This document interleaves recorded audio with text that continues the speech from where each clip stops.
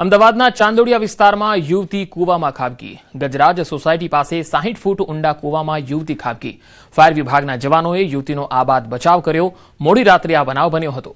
તસવીરોમાં જોઈ શકાય છે ચાંદોડિયા વિસ્તારમાં એક યુવતી કૂવામાં ખાબકી ગઈ હતી। મોડી રાતનો આ બનાવ છે। ફાયર વિભાગના જવાનોએ યુવતીને બચાવી।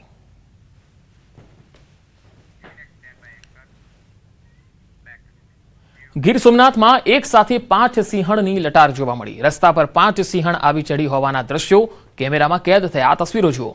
5 સિંહણે રસ્તો રોકતા વાહનોના પૈડા થંભી ગયા હતા।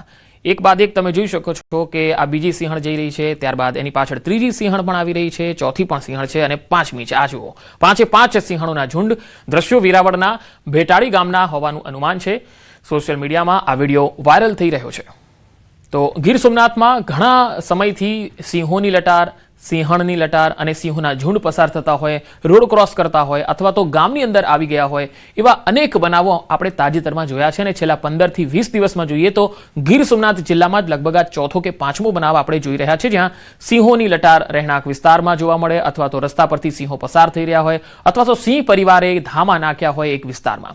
આ તસવીર ભેટાળી વિસ્તારની હોવાનું સામે આવી રહ્યું છે। હાલ આ દ્રશ્યો સોશિયલ મીડિયામાં વાયરલ થઈ રહ્યા છે। વેરાવળ તાલુકાના ભેટાળી ગામ છે, ત્યાંના આ દ્રશ્યો છે, જ્યાં 5